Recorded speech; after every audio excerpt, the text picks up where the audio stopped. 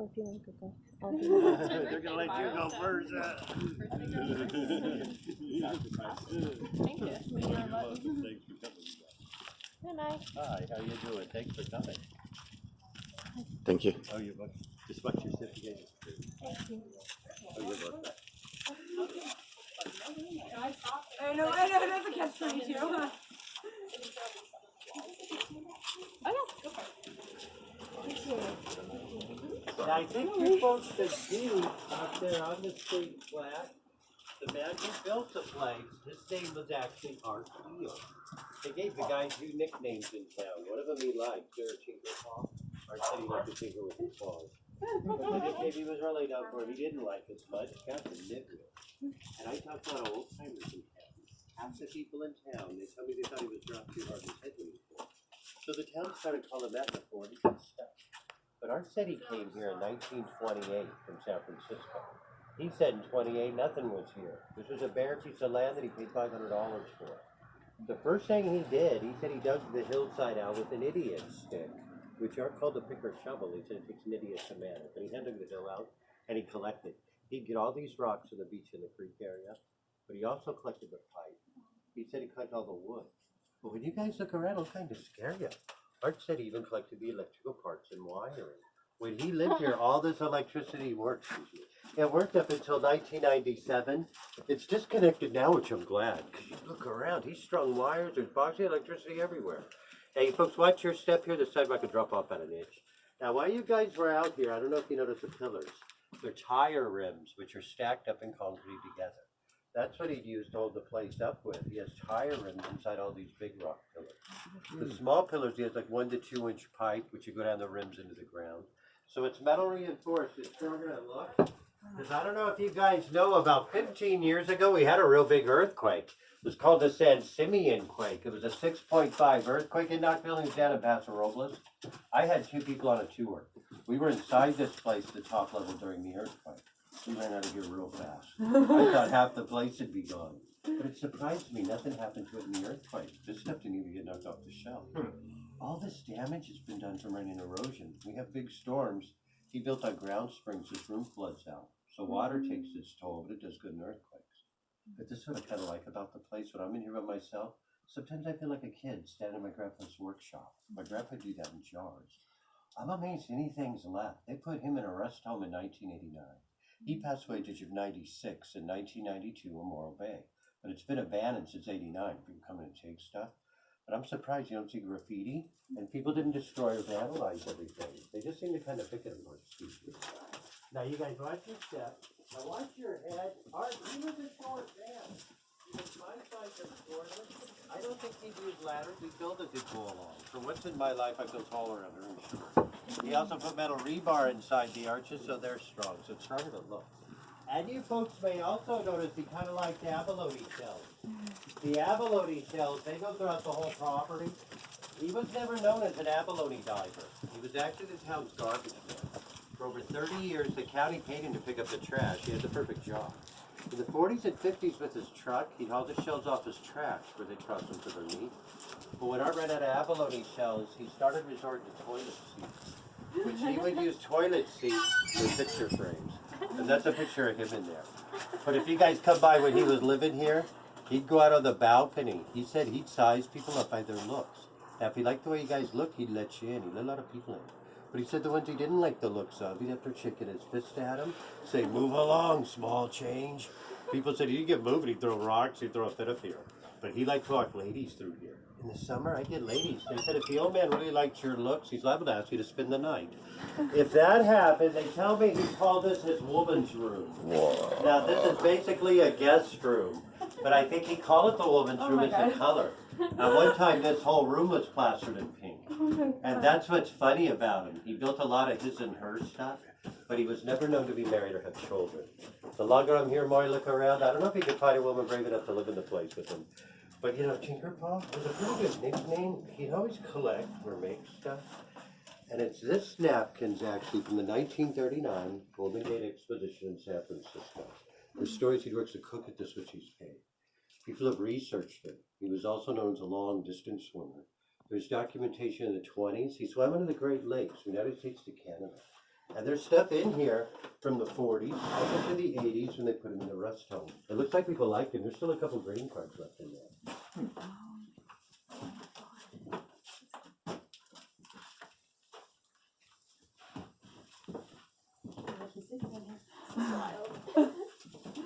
You don't have to go in here unless you want to. This is how all the rooms used to look. This room we have it clean. This is actually a laundry room. There's a couple old ringer washers in there. The ringers are gone. Right behind this wall is a gas-fired water heater plumbed in.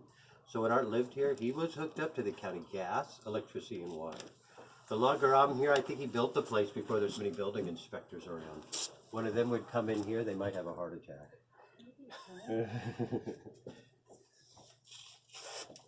This reminds you of the old barn we used to have next to That's us. a man's barn. This is like, And this is just how all the rooms look. If you made it clean, it's a laundry room. From washing machines, you know, laundry room.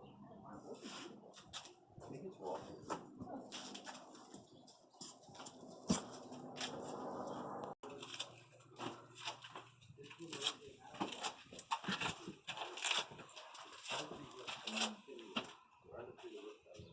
We come in 99, there's no roof. We did this a few years ago to Lincoln Road. There used to be a dining room. He had a dining table here. The ceilings were finished. Then he had two big abalone arches and a half-holler bar tied to a rock pillar. He said by the dining room. This is a living room, complete with a homemade fireplace. In pictures, it wasn't half bad looking. The mantel was decorated with abalone shells. It's just scary. This was up to a homemade gas-fired fireplace. And a natural gas line to an oven book. Back when they were metal, he made a chimney from paint buckets. He has 5-gallon buckets, leaving the rock and concrete without the property. He has toilet seat picture frames. This might be a compliment pad. This is 2-seated outhouse and bathroom. Art said he put his and her toilets in here, so we can sit here and have conversations with people. We have pictures in the 60s and 70s. You don't take a picture with him anymore. But he had the thing plumbed in. He brought water to the sink. His toilets were tied in the house, which was tied in the city sewer. He did, however, build the 2-seated outhouse right next to the outdoor barbecue, maybe for convenience. But when he was orphaned, he was born in Oakland in 1896. He said his father was Irish, which he never knew. He also said his mother was a Klamath Indian.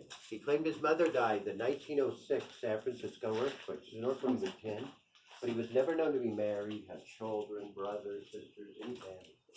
This is the reason they would let him stay here at the inn. This was supposed to be indoor bathroom. They put him in the rest home against his will in 89.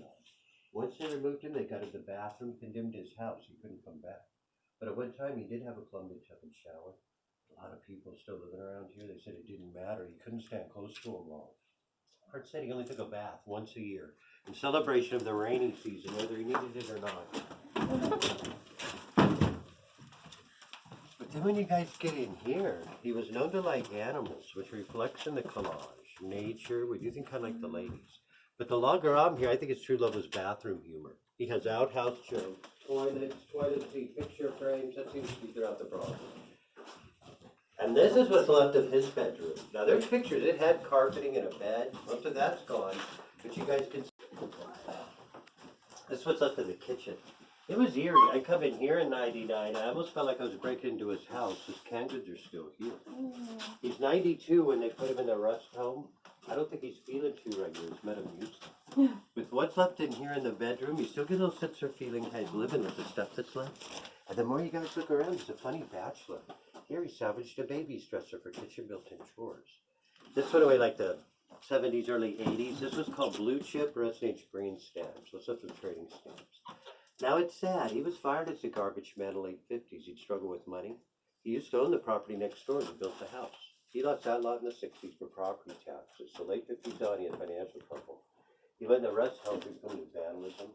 There'd been water damage. We fixed the roof. It hadn't leaked in here in about 15 years. So right before the coronavirus, I think a deer walked on the roof. I'm glad it didn't fall through. But I was a kid growing up in the 60s. Like a lot of people, my grandma, she used to have a bedspread like this. I can't open this side, but you folks also notice this wallpaper's mermaids. When you really look around, even though it's furniture junk, he'd gravitate towards the pink flowery stuff. And at one time, he had asphalt-type flooring squares in here in the kitchen, carpeting the bedroom. It sounds like back in the 50s and 60s, it was clean. He was always working on it. Now this was probably his front door. The pictures he had a 6-18 glass door here, but I think that's the front door. It's the tile. It's like an instrument. If you guys watch your step, I'll take it up here to the garden. I don't know if you're going to notice on the pipes or hands there. All these pipes. This is actually his plumbing system. All the pipes carried water. They worked until 1997. He had water running through all the hands. And I did say his mother was a climate Indian. He said he was an Indian all his life, and he lived off the land. These plots were gone. People said he used to be real nice. He grew corn, artichoke, squash, and all the plots. But it's funny, the city water hasn't worked since.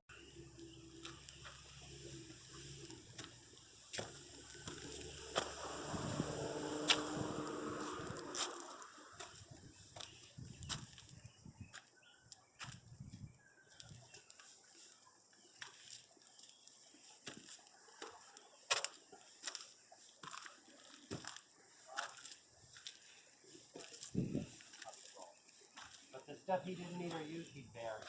Because back in 95, a man drilled up here for 20 feet below us to hit layers of junk until they get groundwater.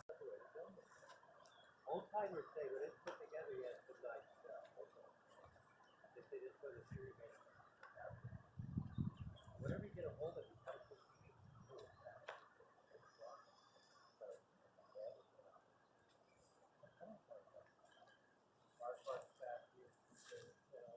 and all their pictures of the place, it had a lot more rock. Todo esto es un arte para ellos. You guys watch your step coming down. Well, when things happen, at one time there wasn't a planter, which it busted out. This used to be a patio table. It had a wooden table stool on the top. This was a greenhouse. You had a corrugated fiberglass roof for the window.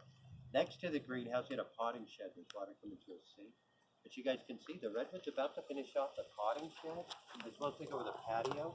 Well, we've been somewhat fortunate. The roots are doing their damage towards the garden. None of the roots seem to be headed towards the house or coming up in the back room. I would tell people the tree grew over a ground spring. I think maybe some of the water's taking the roots towards the ocean. Say that again? Say that again? It's all the roots, all the damage. The roots didn't even take out the wishes. Yeah. All the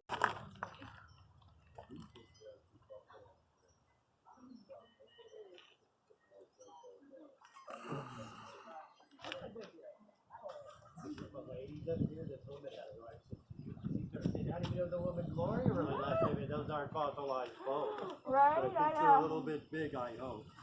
So how did you acquire this? It was for sale at 99. I Even bought though it it's a for landmark, you can